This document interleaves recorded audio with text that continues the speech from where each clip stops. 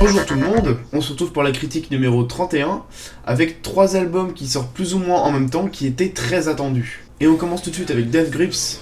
Death Grips est un groupe de hip-hop expérimental aux influences de punk, dubstep, noise music, metal et plein d'autres trucs. Ils ont un style très in your face, ils ont beaucoup d'impact, beaucoup de puissance et beaucoup d'originalité également. Et ce style ils l'ont eu et ça a très bien marché dans pour l'instant toutes leurs releases, que ce soit des mixtapes ou des albums. Le dernier en date était The Powers That Be, qui était un double LP, donc qui faisait pas loin de 2 heures, et qui était absolument génial. Et ils reviennent maintenant avec le très attendu Bottomless Pit, qui signifie je crois abîme en anglais. Que nous réserve-t-il donc? Eh bien d'abord il commence très bien, plus puissant que jamais. Et vous verrez que dans l'ensemble, et c'est valable aussi pour la première piste qui fait débuter l'album donc, que c'est l'album qui est pour moi le plus puissant de Death Grips. Ce qui veut pas forcément dire le meilleur, mais en tout cas c'est celui qui a le plus d'impact. Cet album en plus donc a une personnalité, il parvient à garder plus ou moins le même style, même par rapport aux autres albums de Death Grips. Le style de cet album, il parvient à le garder sur des beats très différents, mais c'est pas seulement grâce aux instrus qu'on a cette puissance là, mais c'est aussi grâce au flow exceptionnel de MC Ride, qui est un flow assez violent, et très bon.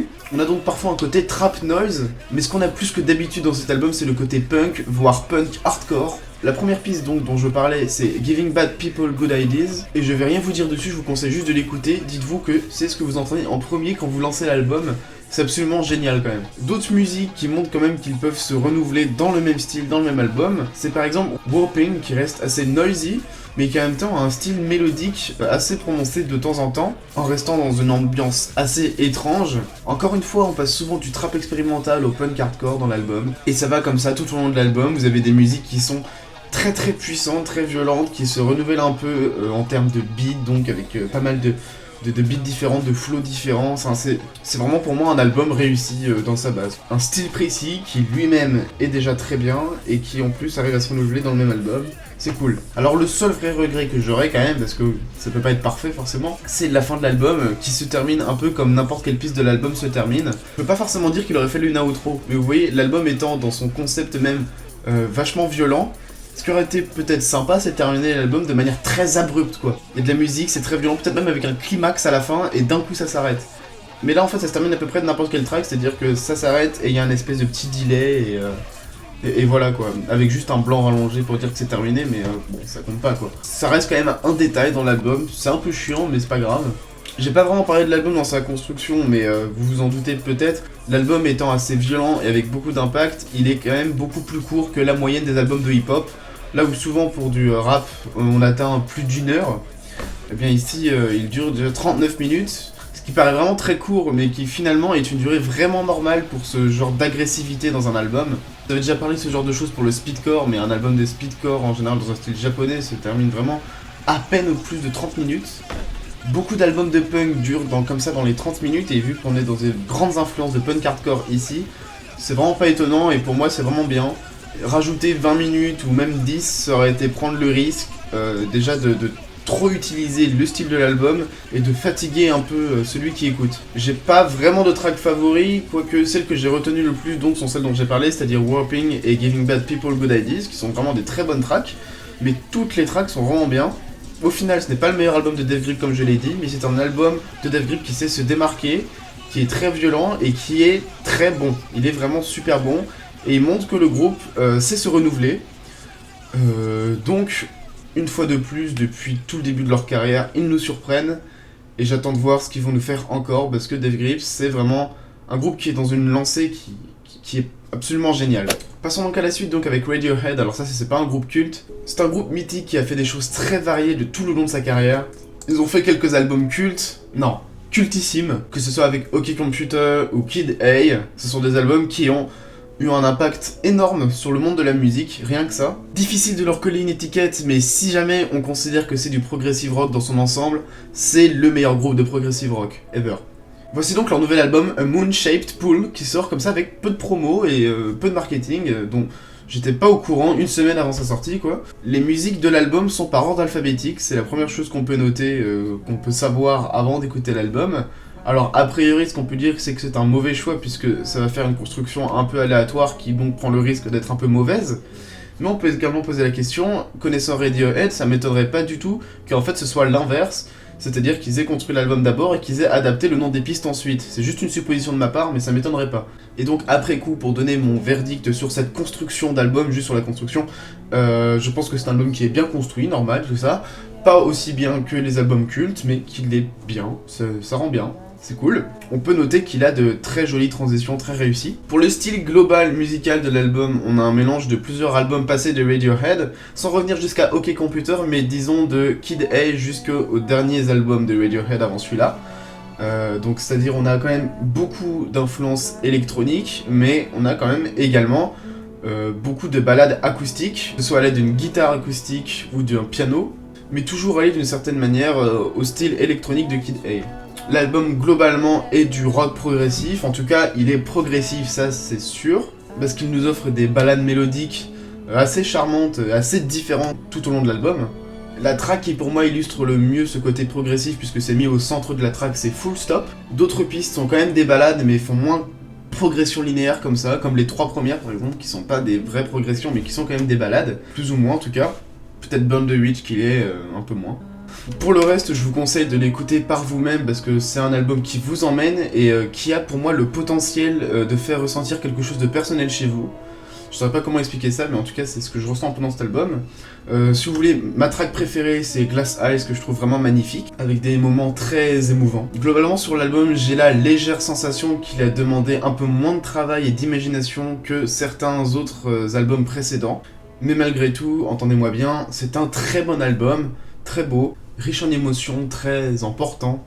C'est vraiment un bon album. Et maintenant, passons à Jean-Michel Jarre et son album Electronica 2. Bon, on ne présente plus Jean-Michel Jarre, d'autant plus que j'ai déjà parlé de lui dans une précédente critique. Et justement, voici la deuxième partie de l'album Diptyque. Enfin, c'est pas une deuxième partie d'album, mais plutôt la suite du précédent album, Electronica 1, ce qui n'est pas pareil.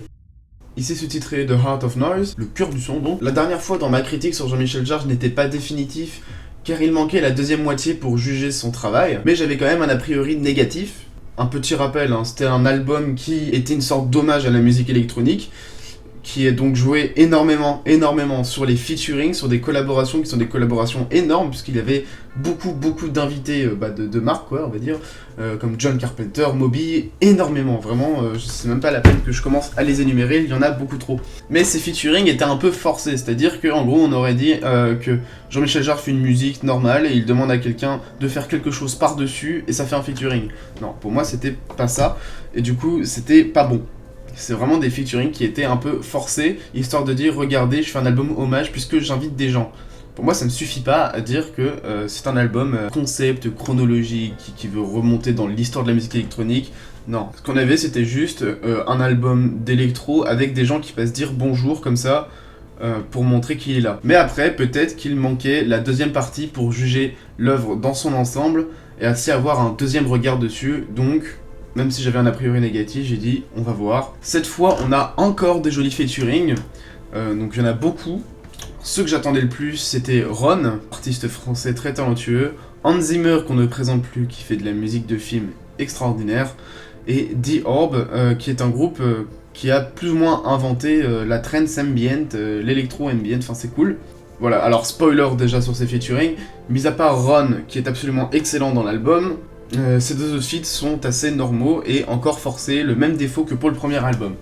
Alors, pour la structure de l'album, on a un très long album, 1h20, avec des durées de musique la plupart du temps normales, c'est-à-dire 3 minutes, 4 minutes. Donc au final, on a 18 pistes, ce qui est très ambitieux. 1h20 déjà, en soi, c'est un challenge pour rendre ça bien. Si normalement on a un album concept, comme l'album nous était présenté, avec plein de choses différentes, qui est un hommage à la musique électronique, on était censé avoir beaucoup de choses différentes dedans, donc ça aurait été bien, et 1h20 même pour quelque chose qui représente tout l'univers de la musique électronique, j'ai envie de dire, c'est rien du tout. Pour le coup, c'est raté, parce que, encore une fois, on a un album de plus ou moins trance, avec juste quelques featuring, de temps en temps juste des featuring vocaux. Juste pour revenir sur le concept, le premier album, je pense, d'après le titre de Time Machine, qui se voulait un hommage à la musique électronique de manière chronologique. Alors ici il s'appelle The Heart of Noise, donc je pense que c'est un hommage à la musique électronique en elle-même, on va dire, d'un point de vue expérimental. Bon, il n'est pas du tout expérimental, donc après soit je me suis trompé, soit il s'est raté, mais au final il n'est pas non plus chronologique, il n'est pas non plus hommage du tout en fait, il est lambda, et du coup lambda sur 1h20 avec des featuring forcés, et bien la dernière demi-heure est juste chiante, on se fait chier. Et là c'est vraiment triste à dire, mais je pense que 20 bonnes minutes auraient pu être coupées. 20 minutes, ça a énormément de défauts. Un peu de positif quand même, l'album commence extrêmement bien. Les premières musiques sont plutôt pas mal dans l'ensemble, il y en a qui sont très catchy. La première musique, qui est un peu en 2 parties on va dire, est faite avec Ron, et Ron dedans a fait un boulot excellent pour rendre une musique qui met vraiment dans le truc. Dommage que justement après ça s'épuise. Et Jean-Michel Jarre a bien collaboré avec, même si il y a un truc qui est un peu débattable, c'est-à-dire qu'en gros il y a une partie qui appartient à Ron plus ou moins, une partie qui appartient à Jean-Michel Jarre. Mais ça rend bien, donc je vais pas trop m'attarder là-dessus. Globalement, l'album est meilleur que Electronica 1, je pense, puisqu'il est plus affirmé dans un style précis, c'est-à-dire un style un peu plus proche de la trance de Jean-Michel Jarre un peu récent, moins dépendant de chaque artiste, plus proche d'un album de trance classique. Les feats sont moins inutiles, c'est plutôt pas mal dans certaines parties de l'album, et c'est clairement mieux que la première partie encore. Certaines musiques à mentionner qui sortent un peu du lot, What You Want, qui est moins de la trance, qui a une basse très puissante dedans. Vraiment écouter ça avec un casque et c'est super bon. Circus, alors Circus c'est une musique qui est ultra entraînante. Cette musique est super bien. Mais voilà, encore une fois, l'album s'épuise et au final, à la fin, on s'ennuie. Et c'est surtout décevant pour Jean-Michel Jarre. Donc je vais faire ma conclusion, qui est une conclusion valable pour la deuxième et la première partie. Donc au final, sur les 2 parties, le projet qui est Electronica était de faire une sorte d'hommage à l'univers entier de la musique électro, ce qui est très ambitieux en soi comme projet. Donc ça demande beaucoup de talent que je pense à Jean-Michel Jarre et les artistes avec qui il a collaboré, mais qui déjà ne peut même pas se faire pour moi en 2 parties. C'est quelque chose qui demande vraiment pas mal d'étapes et qui ne se travaille pas de cette manière-là. Si on veut faire un hommage à la musique électronique, il faut faire des albums vraiment concept, qui montre vraiment une évolution de la musique électronique quand on l'écoute. Ce qui est un concept vraiment super bien, hein, mais là c'est raté. Il ne faut pas juste faire des featuring avec des gens qui ont marqué l'histoire de la musique électronique. J'ai essayé de faire une comparaison plus ou moins valable. Hein. C'est comme si un peu pour marquer l'histoire du YouTube français, je demandais à Antoine Daniel, Jour du Grenier, Norman de faire des caméos comme ça. Bah ça sert à rien, ils apparaissent, ils font des caméos, ils disent bonjour. Ça veut pas dire que j'ai fait un grand hommage à l'humour de YouTube français. Ça veut juste dire que j'ai invité des gens connus. C'est pas pareil. Donc au niveau du concept, c'est raté. Ensuite, l'album pourrait quand même être bien en lui-même. Même si à partir de là, c'est quand même difficile. Mais il ne l'est pas, il a beaucoup de défauts, justement à cause de ces feats qui sont forcés. On a souvent l'impression que Jean-Michel Jarre fait une track, il fait d'habitude tout ça, et qu'il demande à un artiste de poser dessus. Quand c'est un featuring vocal, ça n'a rien d'étonnant. Mais quand c'est par exemple le pianiste Lang Lang dans la première partie, bah c'est juste un pianiste qui fait du piano par-dessus une musique de trance, quoi. Ce qui n'a aucun intérêt, ça ne sert pas l'album, ça ne lui rajoute pas une certaine richesse ni rien, c'est juste un défaut en lui-même, puisqu'au final c'est presque mal masterisé, c'est-à-dire des défauts de base. Donc c'est raté, c'est complètement raté. En fait, disons que l'album c'est une fusion ratée entre un album concept et un album assez populaire dans sa construction. Donc au final on a un album long comme un album concept, c'est-à-dire 1h20, mais avec des musiques très classiques, et la plupart du temps qui sont assez anecdotiques. Donc on a un album chiant, très long, pour rien. En fait voilà, pour le résumer, c'est un faux concept album, et qui ne rend pas du tout hommage à la musique électronique, pas du tout. Electronica 1 et 2 forment un diptyque qui est une déception, une très grande déception. Cependant, si vous êtes des fans hardcore de Jean-Michel Jarre ou de la trance, etc., vous pourrez trouver des moments qui sont sympas. Il faut avouer que certaines musiques sont plutôt vraiment bien, mais disons qu'on a une petite mine de musique vraiment bien, sur tout un gros tas de pistes qui sont vraiment anecdotiques et à la limite de l'ennui. Voilà, j'espère ne pas m'être trop répété. J'ai plus envie de parler de ce diptyque. Alors, bon, on va mettre fin à cette critique. Bon, au final, il n'y avait pas que du mauvais, puisque après tout, j'ai parlé de 2 albums très bons. Donc pour moi, sans hésiter, le meilleur album des 3 ici est Death Grips, suivi plus ou moins peu par Radiohead, et la grosse déception qu'Electronica.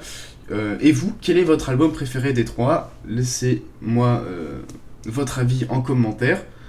abonnez-vous, etc. si vous aimez mes vidéos. Et donc, je vous dis à la prochaine, à très bientôt pour une nouvelle vidéo, peut-être un nouveau concept, on verra. Salut!